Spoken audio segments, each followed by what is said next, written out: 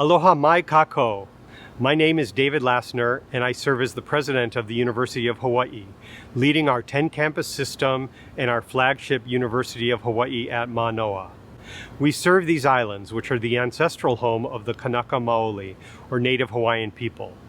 My own ancestry involves centuries of wandering, but I am now privileged to make my home in lush Waiomau within Palolo Valley, in the Ahupua'a of Waikiki, within the Moku of Kona on the island of Oahu. I am personally grateful to this place and her people, both of which have embraced me for over 4 decades. Over 125 years ago, Queen Liliuokalani yielded the Hawaiian Kingdom and these territories under duress and protest to the United States to avoid the bloodshed of her people. And it was nearly 30 years ago that the U.S. government formally apologized for this act, which it has acknowledged as an illegal overthrow. As the only public institution of higher education in Hawaii, the University of Hawaii is strategically clear in our commitment to become a model Indigenous serving institution, committed to the sustainability of Hawaii's people, islands, language, culture, and knowledge. This strategic imperative is named Hawaii Papaokeao, or the Hawaii Foundation of Enlightened Knowledge. So today I welcome you all, and I offer up an invitation to join us in celebrating the University of Hawaii's ongoing contributions to the advancement of Indigenous Hawaiian knowledge. Mahalo. Aloha mai kako. I am Mainette Kapiahiokalani Patakinani Benham, Chancellor of the University of Hawaii West Oahu and co-chair of Hawaii Papaokeao, with Chancellor of Maui College, Dr. Louis Hokoana. Hawaii Papaokeao was established in January 2012 and consists of representatives from all 10 campuses. The purpose of this presidentially appointed committee is to set goals and objectives to address the higher education needs of Native Hawaiians through 3 pathways: leadership development, community engagement, and Hawaiian language and cultural parity. Our discussions focused on how our Native Hawaiian students, faculty, and staff, and their families were managing this challenging time. Committee members shared that folks on their campus were feeling isolated, disconnected, and depressed due to the psychosocial, emotional, and economic impacts of the COVID-19 pandemic. So we asked, what could Hawaii Papaokeao do? And after some discussion led by Tapori Tangaro, representative from Hawaii Community College, we decided that we wanted to address Indigenous well-being through the nourishment that can be found in the abundant talent and knowledge across our campus communities. Hence, the birth of the inaugural Hawaii Papaokeao series, He Ukana Aloha Kā Kīlauea. E nānea kākou I ka ike kupuna I ho'owili ai mai ki kilo mai. Enjoy and be enriched by the wisdom passed down from our kupuna through so many generations to us today. Aloha. No tihi lawe a te aloha la hanali o ka ke le ta moana la hana holo ma mua holo ma ho pela hana ta upono tai hui tamata hani la hana hae o mai ki la hue ala hana taua he ahe ia I taili taila hana hakinu a kauahi I te taila hana no mea e kaui la malaha lola hana waho mai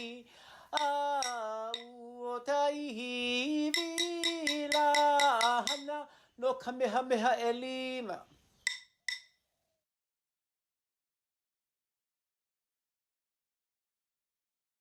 Aloha. and welcome to Leeward Community College's contribution of He Ukana Aloha Kā Kīlauea webinar series. Leeward Community College, as you well know, is located on the shores of Pu'uloa, Ewa Oahu. Our subject this afternoon is Aliʻi Leadership, Hawaiian Systems of Governance, presented by Professor Kumu Kalei. We will have time at the end to answer your questions, so please post them in the Q&A. You'll see the icon at the bottom of your screen, and we will answer them at the end of this presentation. If we are unable to get to all the questions in the time allotted, you can find the answers in our blog. The URL would be posted by Professor Laimana. So without further ado, may I introduce Professor Kumu Kalei, who teaches Hawaiian Studies at Leeward Community College. He is from Maui and Ka'u and currently lives in Kaneohe. Take it away, Professor. Aloha, Momi. Aloha, Momi. Thank you so much.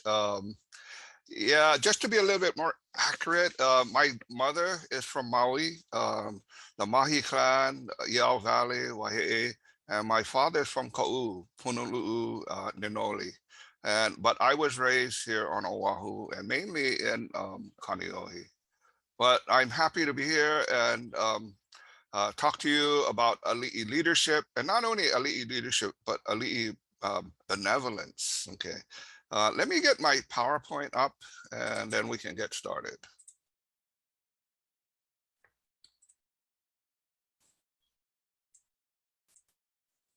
All right, here we go. Okay. So welcome to the He Ukana Aloha Kā Kīlauea webinar series. Okay, and today, since the series is focusing on Aliʻi, the three Aliʻi that I'm going to be taking excerpts from and talking about is Liho Liho, Kalani Moku, and Ka'ahu Manu. All right. But before we jump into that, I have a poll that I would like you folks to take. And there's two questions on that poll. So the first question is, what kind of government do you think existed in Hawaii prior to 1839, prior to it becoming a constitutional monarchy? And the second question, well, you'll have some answers to, so either check off feudalism, democratic, or not feudalism. Okay. Second question will be, do you think Aliʻi were generally oppressive or generally benevolent? All right. So let me open up the poll and you guys can take that poll really quickly and then we'll get back.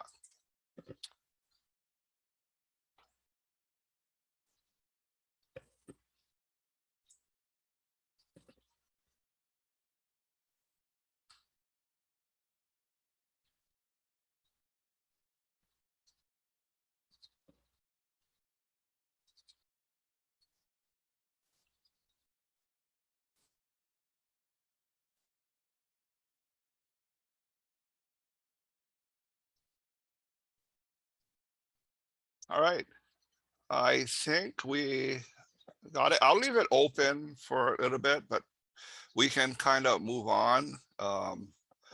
Let me share the results. Oh, we still got some data coming in. Really interesting. So at this point, 43% of respondents say that Hawaiian operated in feudalism. 14% say democratic, 43% say not feudalism. On the second question, we have 7% saying generally oppressive and 93% saying generally benevolent. That's really interesting. I'm going to end this poll, okay, and share the results with you folks, okay. And what I want to do now is let's continue. Okay. So again, like I mentioned, I'm going to be focusing on Aliʻi leadership and benevolence, but also I'm going to talk a little bit about maka'ainana cooperation, and devotion, because of course the two work together. But what they do together, they form a unique system of governance. And I say unique because they had so many achievements that they did before they became a constitutional monarchy, that scientists, for example, are only kind of becoming aware now. Like, for example, fish ponds, they developed prior to becoming a constitutional monarchy. They did offshore fishing. They engineered lift-neck mulching that only recently been kind of on. And another thing that happened that I think is really important that they achieved is in literacy. Okay. So by 1832, Hawaiians achieved a 91% literacy rate in just 12 years. Okay. That is unprecedented in the recorded history of the world. My master's thesis was on literacy, whether I had always heard that Hawaiians had a high literacy rate, but when I tried to pin it down, I couldn't find any source for it. So I decided, that's going to be my topic. And so what I found out, I said, wow, they did indeed have a high literacy rate. And when I looked at other places that may have had similar, and there wasn't any. I used to hear Hawaiians had the highest literacy rate, second to Scotland. Well, I checked Scotland, and there's no data to show that Scotland had a high literacy rate. Where I did trace that saying down is that there was a book written, and the Scots built the world, or something like that. And in that, the author said Scots were the most literate people in the world. But as far as data, I don't have it. Here in Hawaii, we have data. Okay. And the other interesting thing that I discovered, that this literacy movement was not led or initiated by the missionaries. In fact, it was the Aliʻi who led, initiated, and facilitated Hawaiians' phenomenal rise to literacy. And I call it a phenomenal rise because I haven't found anywhere in the world where a similar thing has occurred. Now, I'm not saying that missionaries weren't important to the literacy movement. They certainly were, because they brought the printing press when they came, and they played an important part, but they didn't lead it, and neither did they initiate it. That was initiated by Aliʻi. And then when it came to distributing it, it was again administered by Aliʻi, right, through their systems of governance. However, understanding and even looking at the poll, we have a conundrum, right? In fact, we have 3 conundrums that we have to deal with, right? First, how did our supposedly feudal system of governance produce a phenomenal achievement in literacy, which the world has yet to duplicate if they're a feudal system? Or how did our supposedly feudal system of governance produce Aliʻi we believe are generally benevolent? And 93% of you said that Aliʻi were generally benevolent. And yet, if we maintain the feudal narrative, that shouldn't have happened. Right? Or why is it that till this day, we don't know what kind of system of governance was employed that could explain our phenomenal achievement in literacy and our beliefs that Aliʻi were generally benevolent prior to 1839? One reason, and this reason was given by Partha Chatterjee, who wrote a book about our post-colonialism, and he writes, "Here lies the root of our post-colonial misery, not in our ability to think out new forms of the modern community, but in our surrender to old forms of the modern state. If a nation is an imagined community, and if nations must also take the form of states, then our theoretical language must also allow us to talk about community and state at the same time. I do not think our present theoretical language allows us to do that." And I think that's true. We do not have the theoretical language to describe what our systems of governance that Hawaiians operated prior to 1839. But there's also another reason, right? And that is colonialism. Colonialism uses the tool in which they label all Native and First Nation government. They insist, in our case, that the Hawaiian system of government was feudal, as they do all Native and First Nations governments.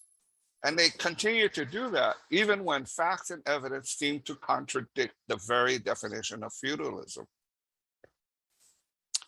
However, a careful examination of Hawaiians' rights and literacy, at least I think, can provide us answers to our conundrum. Yeah. So how did this Hawaiian literacy movement begin? And it starts, of course, with the missionaries and the Aliʻi who were there. Missionaries decide to come to Hawaii, mainly through the promptings of Opukahiia. All right, so they board a ship, they start sailing to Hawaii. And as they get closer, as they get to the island of Hawaii, they get news that Kamehameha has passed on almost 6 months, almost when they left Boston or earlier, right? That he has passed on, and more so that the aikapu had been abolished. So in the missionaries' view, they see, wow, Providence has opened a path for us. Now, the missionaries wasn't always so sure that they would be allowed to land and establish themselves in Hawaii. So their backup plan was, if they were not allowed to land in Hawaii, then they would go on to Tahiti. All right. So they land in Hawaii. They ask for permission to leave, to establish themselves in Hawaii. And what happens is Lihulihu calls his council together, and after 13 days of deliberation by the Aliʻi, the American missionaries are finally given 3 conditions if they wish to stay. And the 3 conditions are, first, that they have a 1-year probation, okay? That they must teach the Aliʻi first, and that the doctor must stay with Lihulihu. Now, what I want to do is take some time and think about what this little event and what it means to us, or what we can draw out of it, of what is going through the minds of the Aliʻi. Okay. First of all, it teaches us that even though Lihulihu is now the mo'i, okay, unlike feudal systems where he holds absolute power, he does not. Because what does he do? He calls for a council, right? So, and councils were an integral part of the decision-making process of Hawaiian systems of governance. And the fact that this council takes 13 days to make what should have been a simple decision informs us that there must have been serious debates and strong feelings on both sides of the arguments. Let the missionaries stay or send them on their way to Tahiti, okay? And I speculated or started to wonder who was on what side, especially where was Lihulihu?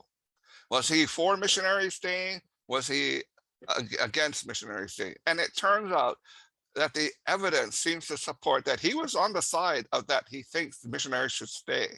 Now, one of the reasons he would have been on that side has to do with he had already acquired some kind of writing already. He had learned it from a French boy, John Reeves, and he was already writing notes to ship captains. But what had not happened is the Hawaiian language had not been converted into its written form at that time. The fact that missionaries brought a printing press with them gave him hope that maybe this might be it. So that meant that the people who were opposed to Lihulihu's decision must have argued really strongly against him. And think about that now, that in a council, you could argue with the mo'i for 13 days and telling him basically, this is not a good idea, you shouldn't do it. And the mo'i on the other side has to listen, right? Until finally they work out 3 conditions, which just satisfies everybody. And it's in those conditions that I think we can learn a lot about what's going through the minds of not only Lihulihu, but also the Aliʻi Nui, right? So obviously the Aliʻi were aware of what happened to natives in Tahiti and how they lost their lands to missionaries. William Ellis, who comes in 1820, 22, he tours the Hawaii Islands, and he mentioned this. He said they were well aware what happened to the natives and how they got displaced, and had asked him directly that if you folks come here, are you going to displace us from our lands? And he says, no, we're not going to do that. We have things placed that will not happen. Now, he doesn't mention what they are, okay, but it goes to show that they were aware of what happened in the Caribbean to natives, what happened in Tahiti. And so the 1-year probation becomes a must, right, condition. All right. The Aliʻi are also aware that there would be a high demand for the palapala. And to avoid chaos, they prepared for the orderly and efficient distribution of the palapala. So the missionaries were clueless of how the palapala would be received. The Aliʻi were well aware that this would be received really well once it known it was available. And to avoid a chaos, they decided we're going to do this the way we've always done and disseminate that information through our systems of governance. And so he makes the condition, or they make the condition, that they are to teach Aliʻi first. Now, the missionaries take this a little bit differently. They think it's part of elitism, right, that they experience with England and the aristocracy, okay? But they comply, they submit, they have to, right? But it also shows that, at least for the Aliʻi Nui, it's the palapala that they're after, right? And they know it's going to be really create a high demand, and they wanted to make sure that it's goes very carefully. All right, 4. Let's see. Fourth thing we can get out of there, that they were aware also of the diseases that were where they were coming from. Yeah, that they were foreign diseases. And because they asked for the doctor to stay in Hawaii, they knew that these diseases came from foreigners, and that their kahunas were not experienced or did not have the knowledge to treat these diseases, but the foreign doctors may have. And so he makes this request. Now, the missionaries at this time have to decide, do they submit to these conditions? And they do. All right. So after a year, they established themselves in Oahu. Lihu immediately sends his 2 attendants to learn literacy from the missionaries. They go to the Thurstons. The Thurstons are starting to teach John Papa'i'i, James Kahuhu. Okay, but after a year, they make little progress in learning the language. And this is a problem for Lihu, because his thinking was, we want to have our language converted into a written form. And because they are using interpreters and not learning the language, that is a problem, right? And so he decides to do something that will get the missionaries to commit.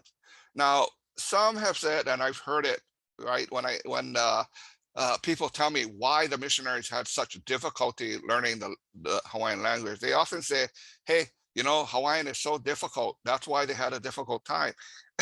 And I say, no, Hawaiian is very simple. We don't have as many exceptions, as many different ways to pronounce vowels and more consonants than you do.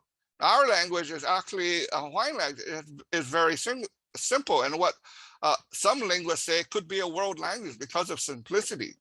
So what was the real reason behind the missionaries not learning? And as far as I can find, it had to do with their thinking of supremacy, right? It was difficult for them as a thinking of their superiority, you know, specifically white superior, to go to brown people and have them instruct them. And so what they were doing and trying to learn the language, they would listen, try to write down words, try to memorize them, and they tried to even go to the foreign community to ask for their help. And they found out the foreign community of merchants, sailors, and everything gave them more wrong answers than anything. So they gave up on that, and eventually they're still struggling. So Lihu does something that to make the missionaries commit. And what he does, he calls for a formal visit. And in this formal visit, he goes through their compound and he inspects everything, his cohorts and his entourage comes there, and they mention how he goes through the basement and everything, pronouncing everything mai ka'i. And then when they get back to the main room, he says, how have my two attendants been doing on reading and writing? And so the missionaries get out the book, they have them read it, they have both of them write, and he pronounces it mai ka'i. And then he hits them with the question, right? The whole purpose of his visit. And he tells them that they must learn the Hawaiian sound, then books and prayers in the native language could be printed. What he did was very skillfully and very democratically, right, push the missionaries into a position where they had to move forward, right? Okay, oh, hang on, let me back up that a little bit. Yeah, so they had to say yes. The thing that was really glaring was that John Papa'i'i and James Kahuhu learned how to read and write in English in only 3 months. 6 months later, they were actually teaching classes. So Lihu was wondering, why was it taking these missionaries so long? And once he figured that out, then he knew he had to do something to get them to agree, and they did. Okay. Now, all right. On January 7th, that's a year later, the Piapa is published. Okay. And to show you how important the Piapa was, here's a graph, right, of pupils that entered the missionary schools. Okay. And it's published in 1822, so right about there. And look what happened. It rises exponentially. Okay. So the Piapa becomes very instrumental in the literacy movement. All right. But we're told by historians, and it's that Piapa was created by Hiram Bingham and William Ellis. And what I learned really early in my research was that was a myth. And it was really interesting because I actually had a luncheon with the director of the Hawaii Mission Children's Society, and he wanted to see how my research was coming, and he asked me, "Oh, anything new?" And I said, "Yeah, I found out something new. I found out that Hiram Bingham and William Ellis didn't really create the Piapa." And he went, "What?" And so here are the facts, right? Piapa published on January 7th, 1822. William Ellis does not arrive in Hawaii to March 1822. William Ellis is out. Now, how historians miss this, I don't know, because it's pretty easy to find. But you couldn't credit William Ellis as being one to help with create the Piapa. Now, Hiram Bingham's journal, he writes in August 1822 that he gave his first sermon or his first prayer. Okay, this is 8 months after the Piapa, meaning that he couldn't even preach or pray in Hawaiian yet. He was still learning it. So if the American missionaries could not preach in the Hawaiian language, they certainly couldn't have produced the orthography for the Hawaiian spelling book. So who did? Right?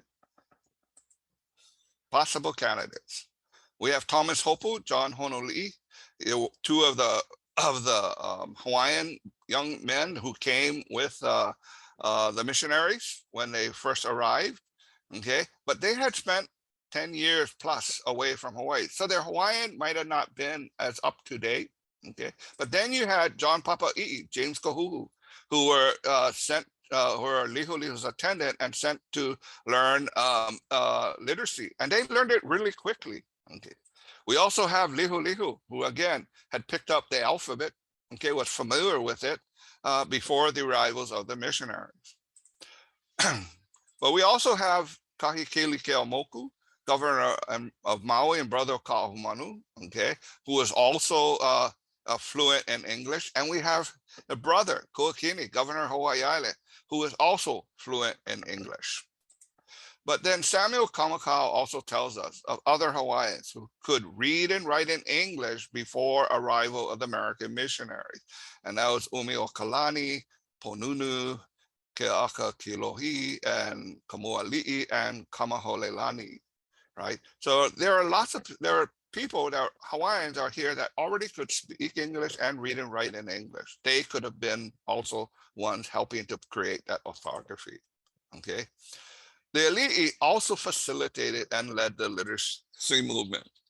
we have an incident where Kalani Moku is approached by the missionaries. And what happens is when they print the Piapa, of course, there's a tremendous demand. They print 500 of it, okay? And then as the demand starts rising really quickly, they run out of paper, okay? So the missionaries go to Kalani Moku and said, we can't print anymore because we run out of paper. Kalani Moku then goes into Honolulu to all the foreign merchants and purchases all the paper that's there. And he leaves it and deposits it with the missionary free of charge. Then, as a result of that, 10,000 copies of the Piapa is published immediately. Now, they thought that 10,000 copies would actually be, good and hold it, but actually what it does, it creates an even greater demand. I mean, one of the things that I saw as I was doing research is this, all these people, all from different areas, writing in that they need more books, they need more, things like that. The demand for the Palapala is just simply amazing. And unfortunately, I only can include a few of them. Okay. And then Kalani Moku takes another step. He realizes that it'll be some time before they get any more paper. And in fact, when I checked, it'll be actually another 3 years, right, before Boston sends some more paper. And what he does, he contracts with a merchant to have a ton of paper shipped in from Canton. And it's because of this that literacy movement is able to really move forward in a big way. Okay. Here are some examples of Hawaiians engaging in the Piapa. Okay, Aliʻi engaged in the Piapa. And in this one quote, this is by Sybil Bingham, she writes, she says, 3 chiefs of magnificent stature and lofty bearing came to the mission house for a teacher. All were ready, employed down to George, 6 years old, a native child that had been given to me. He possessed a good mind, was an English scholar, had been thoroughly instructed, okay, and was perfect in his Hawaiian lessons. One of the chiefs placed this little fellow on his shoulder and bore him away in triumph, saying, "This is my teacher." Now, the thing that I really caught my eye and got me thinking about this is Aliʻi. This is adults, right? They're getting a 6-year-old child and they have no issue with having that 6-year-old child be their teacher. Now, if we compare that same instance today and look at our leaders, would they be so forward-coming? Would they be okay having a 6-year-old? This is all we have. Take it or leave it. I don't know. I don't know if they would accept that. But Aliʻi are able to do that without any problem, without feeling weak, without feeling inadequate. They just proudly say, "Great, I'll take them. This is going to be my teacher." Okay. Ka'ahumanu and Kamuali'i. Sybil Bingham writes, little William B. cleanly dressed goes regularly twice a day at the request of Ka'ahumanu Kamuali'i to remain them by 2 or 3 hours at a time to assist them to read when they feel disposed. When he reaches the door, they often say, "Our little Kumu is come." There is great demand for every scholar that has been under instruction. So imagine that this is Ka'ahumanu, the most powerful woman in the whole Pai'aina. Kamuali'i, who ruled Kauai, right, are able to have a teacher that is a young boy, right? And they spend a couple hours with them and they don't have a problem with that. It's just amazing, right? Okay. Missionaries write, the youngest boy, 6 years old, has his daily lessons in the English Hawaiian spelling, the English language and testament, and rapid improvement he is making surpassed by few American pupils of corresponding age. Fast as impressions are given to paper, the scholar sees the language with much avidity and delight. Hiram Bingham writes, our pupils will devour books in this language as fast as we can make them. Levi Chamberlain writes, at Manu, a youth, Vahapu'u, being taught by Lima, was found to have learned to spell and read well, or to have mastered his spelling book in a short space of 5 days. Age wasn't even a barrier. This is an excerpt that Artemis Bishop wrote in his journal. Talks about an Ali'i woman, Kakupuoki, who was a sister of Naihe, who was 80 years old and desired to want to read. Oh, by the way, she had 40 husbands, which is pretty progressive.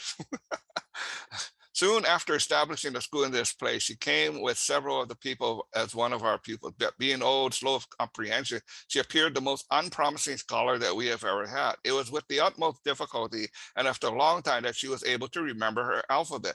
We often advise her to give up the thought of learning to read the Word of God, that she persevered.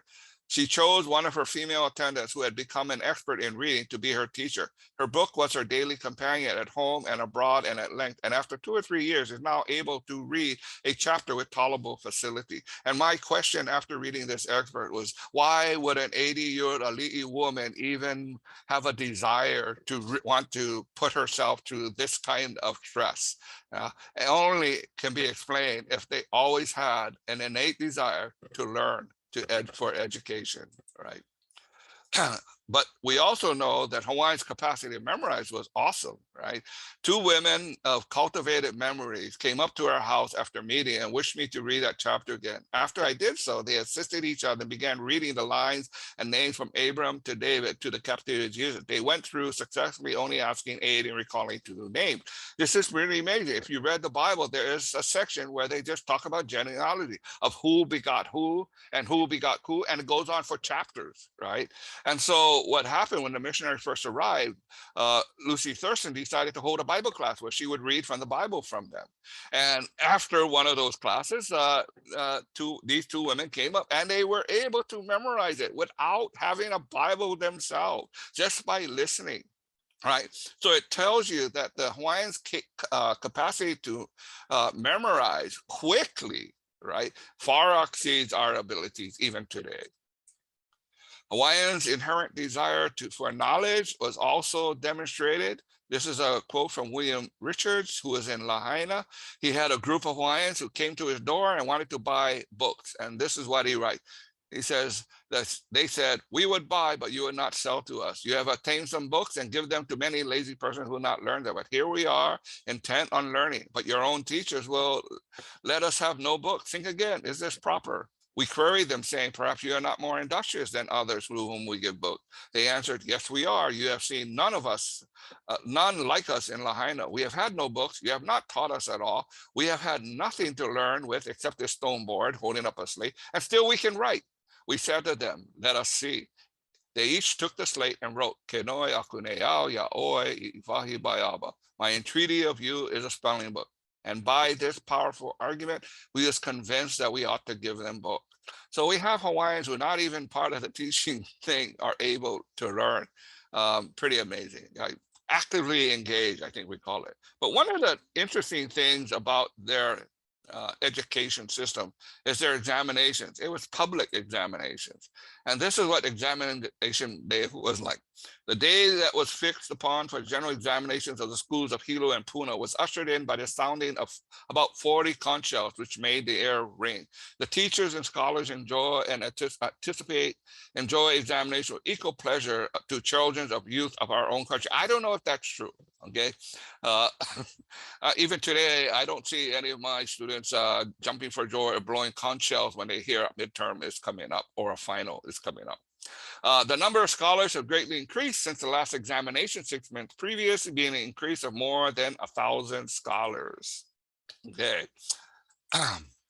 So the public quarterly exams were rigorous, lasting up to 2 days, began just 6 months after the missionaries arrived in 1820. From 1820 to 1822, the examinations were in English. In January 1831, attendance at one quarterly examination was 10,336 pupils. Now, examining even a crowd of 500 people, man, that can get noisy and kind of disruptive. But they had order. It's amazing. I couldn't include it in this, but they tell how it was conducted, and it's just precision, right? Discipline is exhibited with the crowd. All right. What about literacy rate in the rest of the world? Well, literacy rate in the United States would not pass 90% until 1902. 70 years after Hawaiians achieved their 91% literacy rate. Sweden achieved a 90% literacy rate. It was achieved in 1720 due to a concerted effort by the church that began in 1660. However, it took the church 60 years to reach 90% compared to 12 years in Hawaii. From 1820 to 1832, literacy in the United States increased a mere 6%, while in Hawaii we saw a 91% increase. Results were Hawaiians achieved a 91% literacy rate in 12 years. Hawaiian government builds out 1,100 schools plus, right, in just 10 years. They also train 1,100 plus native teachers to support those schools.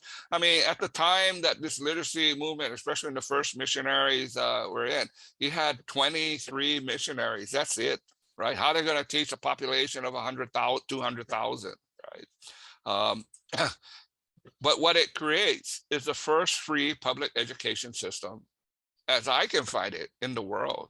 You see, in Europe, and especially in England, they were against public education.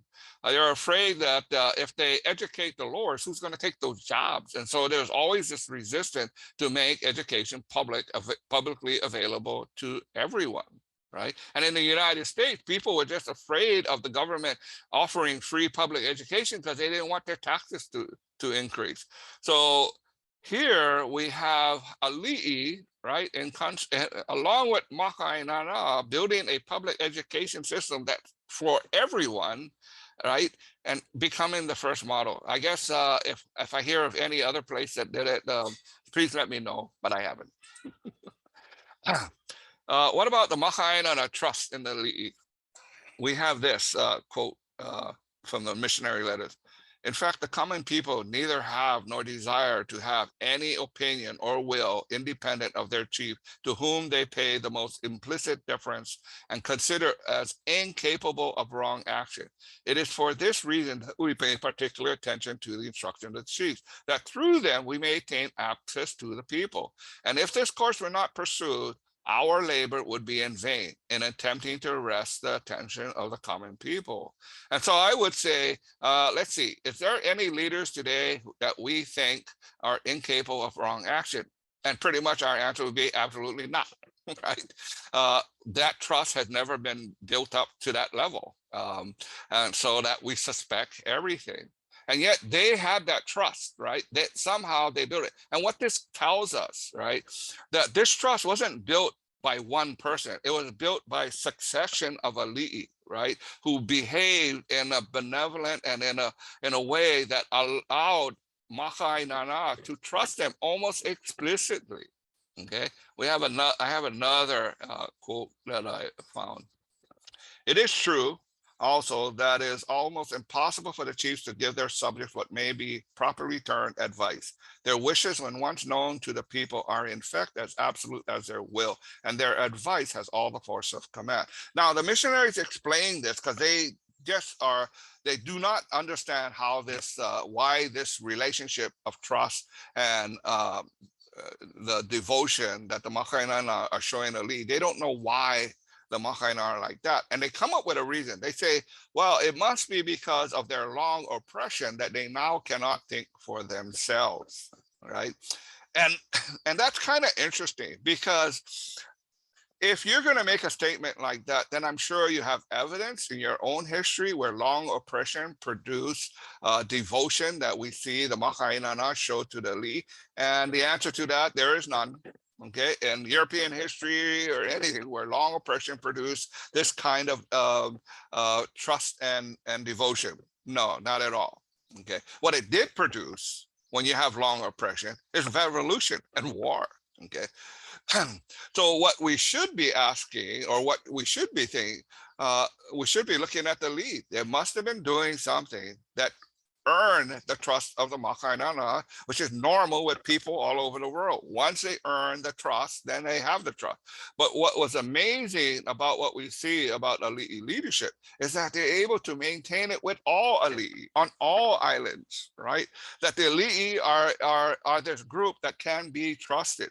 Missionaries learn this really quick, right? Because they know that when their attendance at church services come down, all they have to do is go ask the Aliʻi, you know, can you get people to come out to church? And they send out the word, and guess what? Thousands show up in their church the next Sunday. That's how much trust that the Makainana had in their Aliʻi. Okay, so really, can feudalism produce this kind of behavior? No. Okay, the feudalism narrative, along with those of us who continue to believe it, elevates Western forms of governance while at the same time denigrating Hawaiian systems of governance without even knowing what kind of system of governance they operated under. Now, it's just not Hawaiian governance, right? It's all first world, all native governance where colonialism has gone in. They call it feudal, and then that's it. It's put into what I call a feudal iceberg. It can never migrate out of it. You might have exceptions, but they said, but still, it doesn't matter. It's still feudal. And because they do that, you know, this is kind of what happens. In 1820, or when missionaries came, you know, Hawaiian system of governance to somebody looking, at least from Makaiana point of view, probably look this way, right? And in comparison. But then once we call it feudal, and once they start saying it's feudal and how oppressive they are, and guess what? Western forms of governance starts become elevated, and native systems become denigrated. Okay. Now, when we look to the history book, this is Ralph Kuykendall, right, who wrote the seminal work of Hawaiian Kingdom. Okay, and he kind of is an interesting thing. So the Declaration of Rights, which is supposed to be similar to the Bill of Rights, right? He actually calls it the Hawaiian Magna Charta. Okay, but there's a big difference between Hawaiian Magna Charta and the real Magna Charta, right? In England, King John was actually forced to sign it at the point of the sword, right? And then what did King John do after that? He renegated on, and they ended up writing about 3 more times. They had to bring him back in. In Hawaii, the Hawaiian Magna Charta, or this declaration, is created by Kauikeoli and his Aliʻi Nui. It wasn't the people forcing him to do it. Okay, the following year, they issue their first constitution. And then after that, the Mahele. And what's interesting that I found with Kuykendall is that he continues to say that Hawaiians operated a feudal system. Declaration of Rights, still a feudal system. First constitution, still a feudal system, right? It's only after the Mahele, which he calls the Great Mahele, right, where land ownership and land tenure changes, that he now says, oh, no longer a feudal system. So it's interesting with this feudal definition. It's a moving goalpost, right? It's what they really want was control of the land when we look at it. All right. And what that has done with 100+ years of that kind of history being written, but not only Ralph Kuykendall, but every single historian, and even some of our own scholars, right, that keep on using that feudal language. And what it does, it elevates, right, and magnifies Western governance as the superior form of governance. And it, at the same time, denigrates without even knowing what it is. And in fact, today, we still don't know exactly what it is, right? All right. I have here a timeline to take what we know now and then apply it to, so what does it mean for us today, okay? So if you start off in 1832, where Hawaiians learned literacy and reached a 91% literate, the highest in the world, right? We could say that this is their educational achievement, okay? And then when Liliuokalani takes control of the government, and then after that, we have a change of management, okay? And in this change of management, certain things start to happen, right? First, Hawaiians are fired from all their government positions if they do not take an oath of allegiance to this new regime, right? Then in 1896, Hawaiian language banned, okay? Finally, annexation takes place. And the U.S. now has, we are now part of the United States with the promise that this will be good for Hawaiians, okay? 1900, we become a territory. 1959, we become the state of Hawaii. And what has that produced? Well, we had all this time to see, was it beneficial to Hawaiians? And when we check the data, right, we find out that Hawaiians are now, sorry, I'm in the way there, have the lowest educational achievement, right, of all major ethnic groups in Hawaii. And so we have to ask ourselves, how is this possible? How did a people who took a foreign technology of reading and writing and educated themselves, and then now, right, after a new management takes over, they now are the lowest in educational category.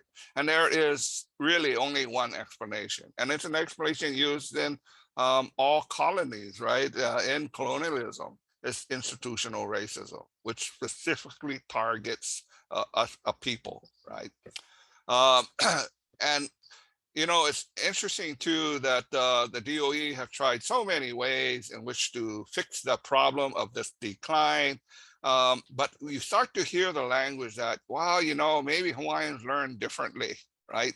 And that's saying that maybe in a way they're genetically flawed or different. And I just reject that, right? I reject it because the evidence shows, no, we weren't. We're pretty good at learning foreign stuff, right? And so there has to be something else. And this is the only explanation. All right. And what does this do? It creates the historical trauma. What institutional racism does is that it takes good people, and good people repeat things that are racially biased, right? And what racism does, institutional racism, is makes it normal. So it becomes, oh, that's okay, we can do that. You're not being a bad person, that's just normal. And we accept things that Hawaiians learn differently. They're not as they're not as astute, right? Those kinds of things. We just normally accept it. They're troublemakers, right, in the classroom. That becomes part of the historical trauma that all Hawaiians go through, right? And continues to this day. Pele Haofa, I think, sums it up pretty good. He says, belittlement, and that's what it really is. In whatever guise, if internalized for long and transmitted across generations, may lead to moral paralysis, to apathy, and to a kind of fatalism that we can see among our fellow human beings who have been herded and confined to reservations and internment camps. That's what the normalization or the institutional racism does. Not outright racist, it's just institutionalized, so that it's normal, and it's a form of belittlement. I have this picture of Ka'u. This is where my father grew up. This used to be a freshwater pond called Puhao. My father grew up over here. That's now a parking lot, and the golf course behind it.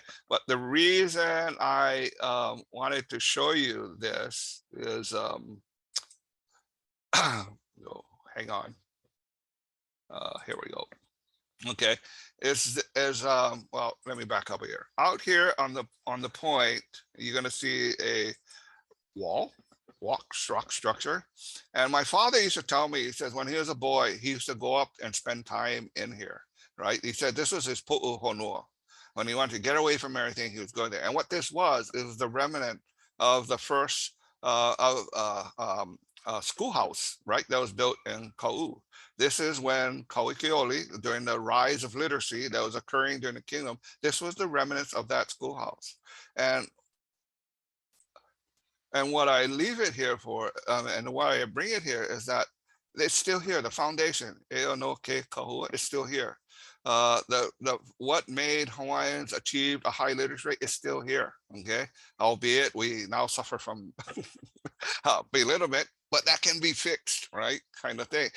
If we just understand where our roots come from, right? Okay.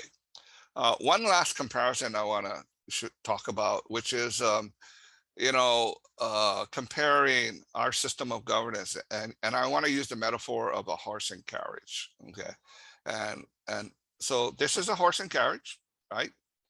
Okay, and this is a horseless carriage. So that was a major leap, right? Got rid of the horse, and now we have a vehicle that can take us around. And it was called a horseless carriage because they had no horse. Okay, and then as they proved it, they still called it for many years a horseless carriage, but then it started to take on other names like a automobile. Okay, so finally we got to this, right? That even though this is essentially a horseless carriage, right? It has all the elements of a horseless carriage. It has wheels and carriage passengers. We would never call this a horseless carriage. We would call it a Ferrari. And the reason we call it a Ferrari, because it's so much more than a horseless carriage, right? Or the idea that we have with a horseless carriage. Now, our Hawaiian systems of governance, when we look at all the achievements that it accomplished before it even became a constitutional monarchy, to me, is clearly the Ferrari of its time. I mean, literacy. it achieved that before it became a constitutional monarchy, right? I mean, when I look at after it became a constitutional monarchy or a Western form of government, are there any firsts? And I don't see any, right? None at all. And yet we claim that this is a superior system. Amazing. Okay. So let's take another poll. Okay. And I'm going to put this poll up. So same questions, right? What kind of governments existed prior to Hawaii? Okay, check feudalism, democratic, not feudalism. Second question, were the Aliʻi generally oppressive or benevolent? Okay, let's see. Let me get the poll started.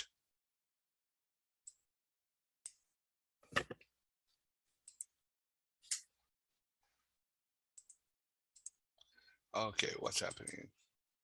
Relaunch poll. There we go. Oh, shucks. Okay, so can you take the poll, please?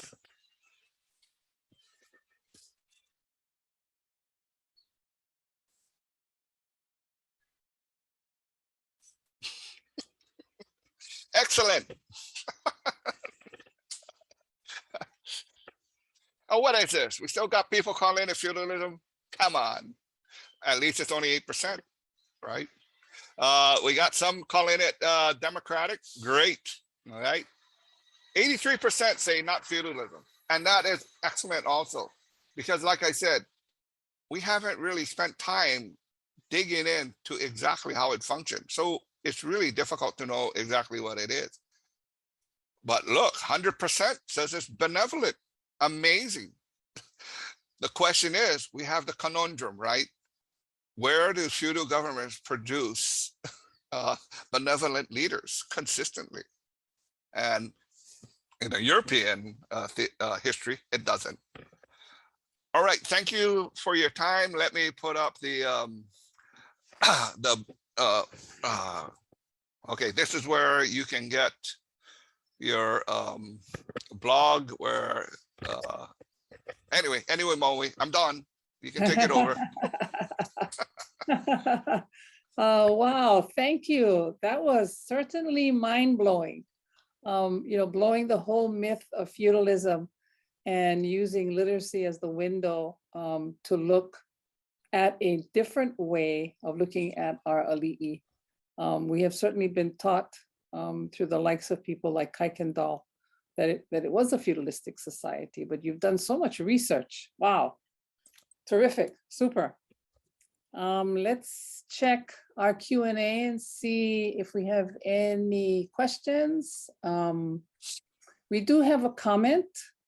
The comment is, so incredible, Kalei, mahalo nui. Your research is so important, and appreciate this presentation and your work. I have to head out, but just want to say mahalo for your work in this presentation.